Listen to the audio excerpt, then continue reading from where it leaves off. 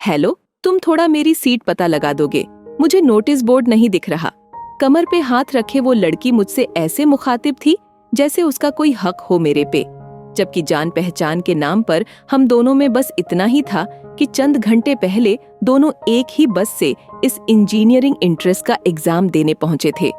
उसकी ऐसी बेतकल्लुफी देख मुझे जोरों की हंसी आई, पर वो बुरा न समझे इसलिए मैंने खुद को एहतियातन सामान्य रखते हुए उसका रोल नंबर पूछा।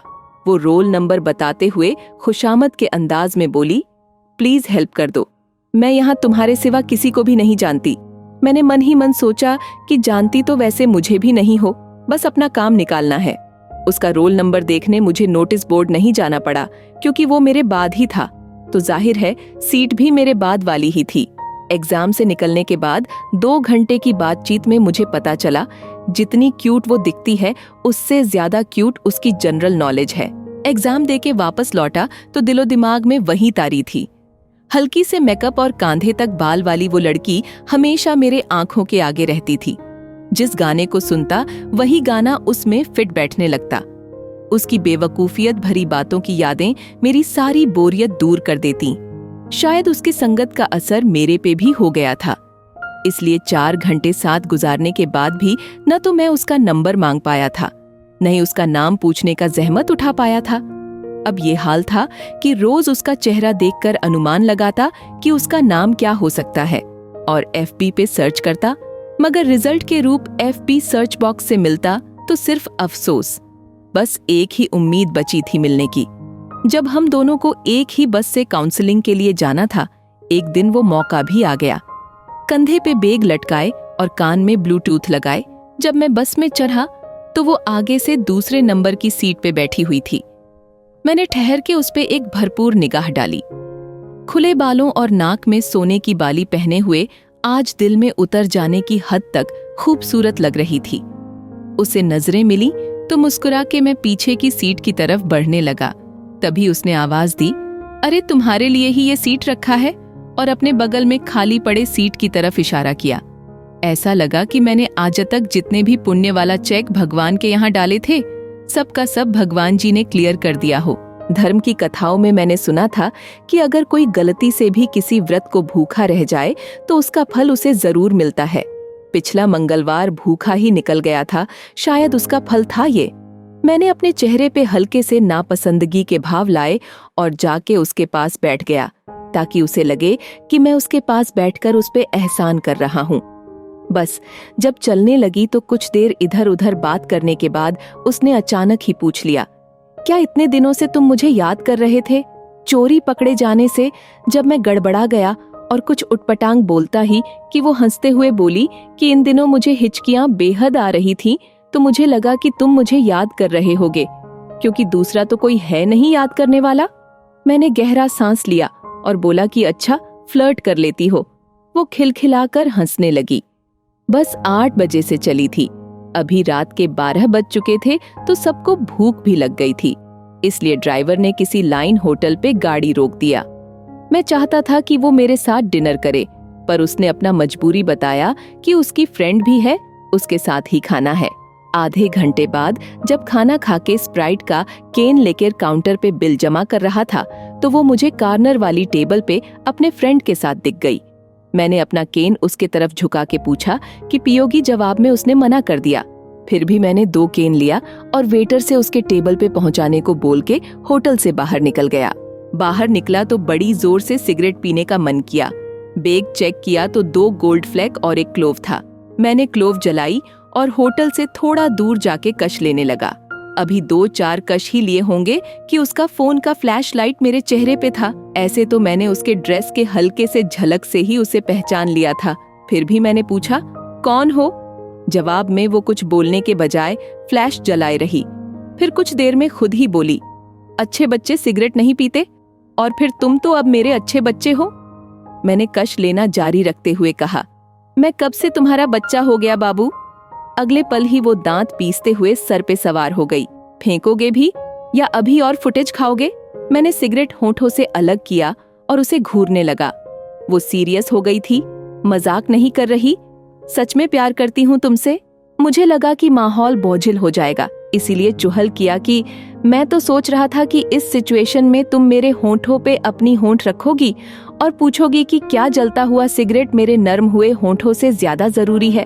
उसने हंस के मेरे हाथ से सिगरेट छीन के फेंका और बोली कि ओ मेरे सस्ते फेसबुक या फिलासफर, चलो अब इलायची खाओ, नहीं तो रात भर स्मेल आएगी और मैं सो नहीं पाऊंगी। एडमिशन वगैरह होते होते वो इतना करीब हो गई कि गर्लफ्रेंड से कम उससे आदत ज्यादा लगती थी। मैं खुद उसके इतने प्यार से हैरत में पड़ जाता। जब भी साथ होती तो जमाने भर की बातें ढूंढ लाती और सुनाती। मैं उसके चेहरे की तरफ तकता और खामोशी से सुनते रहता।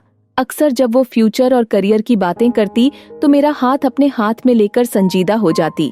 उस वक्त उसके चेहरा ऐसे लगता जैसे बुद्ध ने अपनी सारी शांति और मासूमियत उसके चेहरे पे छोड़ रखी हो।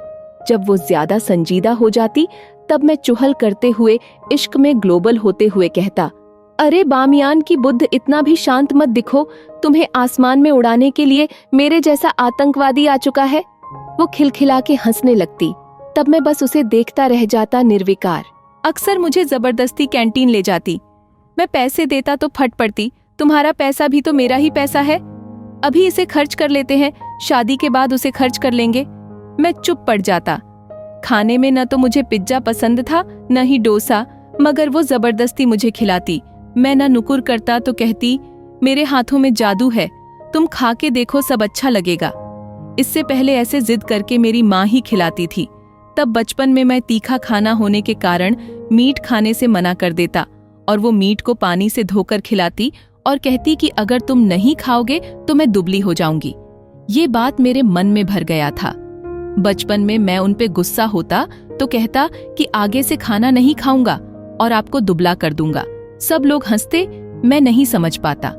बच्चा था ना, उसके साथ अभी भी बच्चा ही बन जाता। खाली क्षणों में कभी इतनी खुशी देखता तो ऐसा लगता कि कहीं कुछ बिगड़ न जाए। अक्सर मेरे साथ यही होता आया है, जब ज्यादा खुश होता हूँ तो बड़ा दुख आने वाला होता है। यहाँ भी ऐसा ही कुछ होने लगा। धीरे धीरे चीजें बदलने लगीं। मिलना जुलना कम हो गया। मैं उसे मैसेज करता कि बदले बदले से सरकार नजर आते हैं तो उधर से जवाब केवल स्माइली में आता। इसी बीच दशहरे की छुट्टी हो गई। मैं घर आ गया। यहाँ आकर उससे फोन पे बात कर पाना मुश्किल होता था। अक्सर रात को 5 मिनट के लिए टाइम निकाल के उसे कॉल करता, मगर उसके बातों से कभी ऐसा नहीं लगता कि वो मुझसे बात करने में इंटरेस्ट ले रही हो। मैंने उसे कॉल करना छोड़ दिया। उसका कॉल भी आता तो नहीं उठाता। छुट्टियां बीतने के बाद जब कॉलेज लौटा तब तक सब कुछ पूरी तरह बदल चुका था। अक्सर दोनों एक दूसरे को देखकर नजरअंदाज कर देते। कॉलेज के नए रूटीन का बहाना होता, मगर मुझे सब कुछ पता था। अक्सर दोस्त आकर बताते कि एक सीनियर के साथ वो लाइब्रेरी में टेबल शेयर कर रही है। मैंने इसी वजह से लाइब्रेरी जाना छोड़ दिया ताकि अपने आंखों से उसको किसी और के साथ न देखूं। किताबें रूम में ही मंगा लेता, वैसे भी उनमें अब मन नहीं लगता। कॉलेज में आने के बाद जाने क्यों बिना नागा रोज रात को वो फोन करती। मैं उसके सामने इन सब चीजों का जिक्र छेड़ता तो वो ऐसे शो करती जैसे सब कुछ नॉर्मल हो। पुराने दिनों का जिक्र करता तो पढ़ाई के प्रति सीरियस होने का बहाना बनाने लगती। मुझे भी पढ़ने पे ध्यान देने की एडवाइस देने लगती। मैं खुद में ही घुटने लगा। तंग आकर मैंने एक दिन उसे कह दिया कि मेरे पास फोन न करो प्लीज, अब सारे रिश्ते खत्म हो गए हैं। मुझे लगा कि इतना कहने पे भी वो कुछ तो सफाई देगी, मगर वो सफाई देने के बजाय चहकते हुए बोली, अगर तुम्हें सब कुछ खत्म लगता है तो फिर मैं कौन हूँ तुम्हारी बात काटने वाली, जैसी तुम्हारी मर्जी। बस एक काम कर दो, मेरी फोटोज डिलीट कर दो, मैं तुम्हारी कर दूंगी। मैंने उसके फोटोज डिलीट कर दी और वॉलपेपर पे वापस माँ की तस्वीर लगा दी। मुझे लगा अब यहाँ से खुद को समेट लूंगा, लेकिन अगले दिन फिर से उसका फोन आ गया। मेरे रिसीव करते ही वो चहक पड़ी, कैसे हो लाइफ, मजे में है या नहीं। मैं चुप्पी साधे हुए था। वो मुझे तरह तरह के सवालों से उकसा रही थी। कोई गर्लफ्रेंड ढूंढी, क्या सिंगल होके कैसे फीलिंग आ रहे हैं, ऐसे सवाल पूछ पूछ के नश्तर की तरह भीतर चुभ हो रही थी। जिस्म के अंदर ऐसे लग रहा था जैसे कांच की किरचियां बिखरी हुई हो और सीने में चुभ रही हो। मैं चुप पड़ा, बस उसके कॉल सुन रहा था। आंखों से आंसू गिर रहे थे, गला रुंध गया था। फोन कटा तो महीनों बाद फिर से सिगरेट की तलब लगी। हॉस्टल की बाउंड्री तड़प के बाहर जाके घुमटी खुलवाई और 2 डब्बे सिगरेट लाके फूंक डाला। इस बार फेफड़े के साथ साथ रूह भी धुएं से भर जाए ऐसी कोशिश थी। अगले दिन जब दोपहर को नींद खुली तो उठते ही FB पे स्टेटस सिंगल कर दिए। धीरे धीरे ब्रेकअप की खबरें सबको लग गईं। मैं चुप सा हो गया था, कॉलेज से आता और खुद को कमरे में पैक कर लेता था। किसी से काम भर से ज्यादा बातें नहीं करता। व्हाट्सएप FB अनइंस्टॉल कर दिया। रोज शाम को माँ से बात कर करके उन्हें फ्यूचर प्लान की बकवास बताता। वो रोज रोज एक ही बात सुन के भी नहीं उबती। उन्हें लगता कि मैं किसी बड़ी गलती कर बैठा हूँ, इसलिए प्रॉब्लम से लड़ने की बात कहती। पापा को फोन करके रोज गुड नाइट बोलने लगा। उन्हें लगता कि मैं किसी पेपर में फेल हो गया हूँ तो ढंग के छुपे ढांढस बंधाते कि बेटा कोई परेशानी हो तो मत घबराना, दुख के दिन हंसते खेलते हुए काटने चाहिए। मैं किसी से कुछ नहीं कह पाता। इधर रूममेट अक्सर बताता कि कैसे वो किसी भी सेक्शन में जा रही है तो सब लड़के उसको मेरा नाम लेके ट्रोल करते हैं। जहाँ जाती है सब उसे जोर जोर से मेरा नाम लेकर बुलाते हैं। वो उल्टे पैरों वापस लौट जाती है। मेरे सामने जब कभी ये होता तो मैं लड़कों को मना कर दिया करता। सिगरेट के धुएं में उसे भुलाने की कोशिश करता। धीरे धीरे साल बीता तो सब कुछ नॉर्मल होने लगा। ब्रेकअप का दर्द मिट चला। हालांकि वो कहीं दिख जाती तो मैं नजरें फेर लेता। अपने अच्छे एकेडमिक और बिहेवियर के कारण मैं कॉलेज के डिसिप्लिन कमेटी में रिप्रेजेंटेटिव ऑफ स्टूडेंट्स चुन लिया गया था। एक दिन रात को सिगरेट जला के जैसे ही मैंने बुक खोला कि गार्ड ने आके बताया कि अर्जेंट है, डीन सर बुला रहे हैं। भागते हुए जब मैं डीन ऑफिस पहुंचा तो देखा कि वो उसी सीनियर लड़के के साथ बाहर खड़ी थी। अंदर पता चला कि वो 3 महीने से प्रेग्नेंट है। आज जब उसने लड़के से किसी बात पे झगड़ा कर लिया तो उसने उसे जोर से मार दिया। वो बेहोश हो गई थी। सर चाहते थे कि दोनों को कॉलेज से निकाल दिया जाए। मेरे से बस वो स्टूडेंट्स के रिएक्शन के बारे में जानना चाहते थे। मैंने पूरे 1 साल बाद उसके तरफ आंख उठा के देखा। आंखों के बगल में काला धब्बा साफ नजर आ रहा था। मेरा कलेजा मुंह को आ गया। कभी यही आंखें थी जो मेरे आंखों से चाहकर भी ओंझिल नहीं होती थी। मैंने डीन सर को बताया कि लड़का तो पहले से आवारा है, कोई कुछ नहीं बोलेगा, लड़की का एबॉर्शन करवा के निकालते हैं। सर मुतमिन नहीं थे। उनका कहना था इसके लाइफ की गारंटी कौन लेगा और पैसे कौन देगा, माँ बाप जानेंगे तो ऐसे ही छोड़ देंगे। मैंने उनसे प्रॉमिस किया कि सर सब कुछ मैं कर लूंगा। वो फिर भी नहीं मान रहे थे। मैं अपने सारे ओरिजिनल डॉक्यूमेंट्स उनके टेबल पे पटक आया कि अगर लड़की के जान को कुछ हुआ तो सारी रिस्पॉन्सिबिलिटी मेरी रहेगी।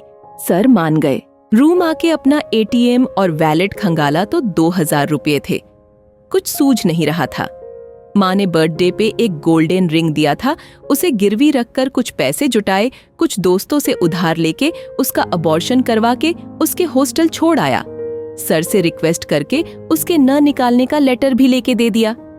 5-6 दिन की दौड़ धूप के बाद जब बैठा तो उसका व्हाट्सएप मैसेज आया। ओपन किया तो उसने मेरी FB DP के साथ अपनी कोलाज बना के नीचे कैप्शन डाला हुआ था, I am sorry शुभ। मैं बहक गई थी। तुम्हारा प्यार ज्यादा था, मैं संभाल नहीं पाई। अब तुम्हारी राधा बन के जीवन गुजार लूंगी। थोड़ी देर सोचने के बाद मैंने फक ऑफ बिच लिखा और सेंड कर दिया। मैं खुद को दोबारा इश्क के गलत फहमी में नहीं डाल सकता था।